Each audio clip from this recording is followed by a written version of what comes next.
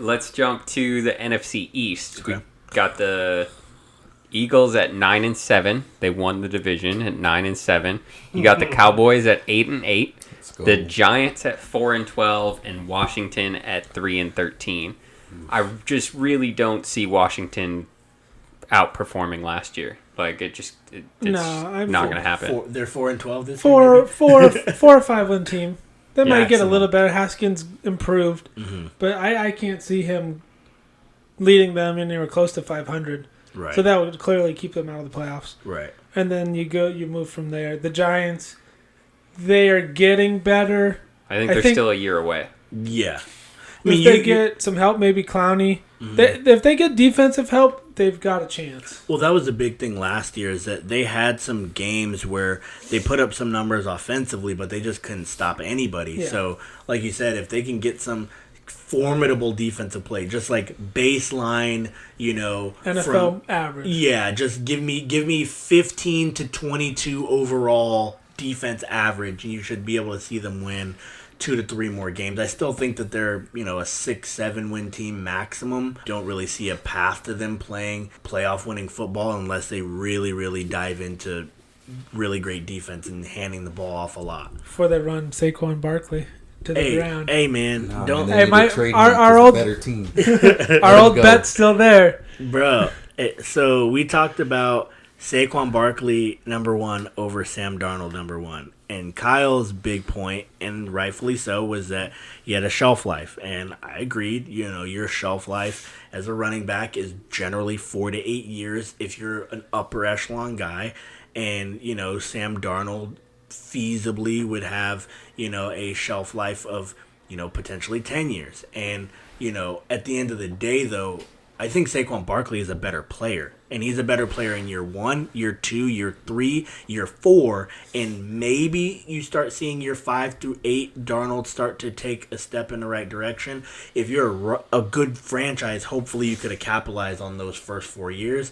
Year 5, you might see Darnold be successful, and then you'd be right. And it goes to my point that the Giants weren't set up to win when Saquon was going to be ready, which is in the next 3 seasons. Yeah. That was also pre-Odell Beckham trade where they had all of the offense set up. All they needed was to, go out and get a quarterback and build their defense. And they imploded it. So everything then kind of blew everything up. Did kind of fall off the rails, but yeah, exactly. No. I can't see them being a 7 or 8 win team. Right. You might get to 6 because Daniel Jones is okay, but like you said, defense is going to really hold them back. Yeah. Then you got the perennial 8-8 Dallas Cowboys, who are going to be riding that same rail. I think.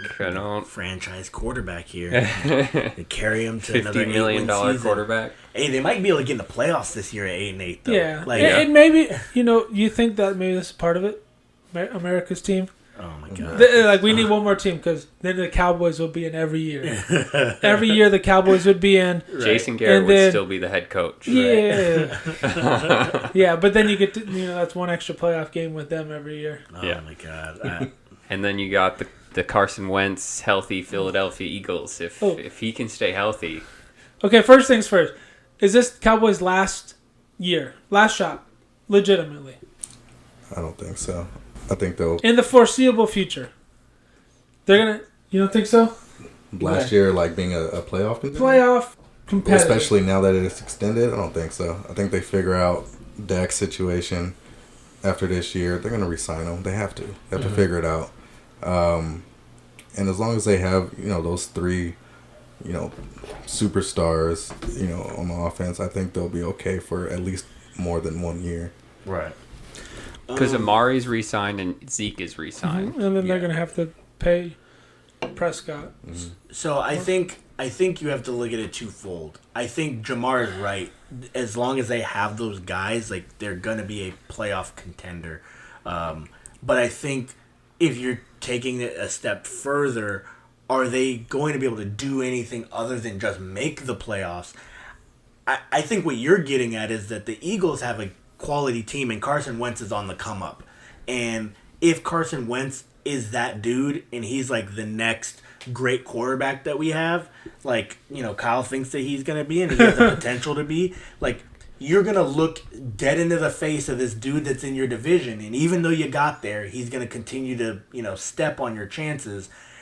I think that you're right, Jamar, that they could continue to get there, but it depends on Carson Wentz's health. If he's that guy, like, I don't think that they're going to be able, unless the organization implodes. They've been a great organization with putting pieces in place.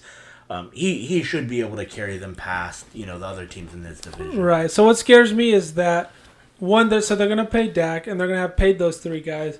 Their defense they're going to not be able to sign some guys, and then their offensive line is going to end up falling apart. Right. Zach Martin just retired. Right. Tyron Smith doesn't have long.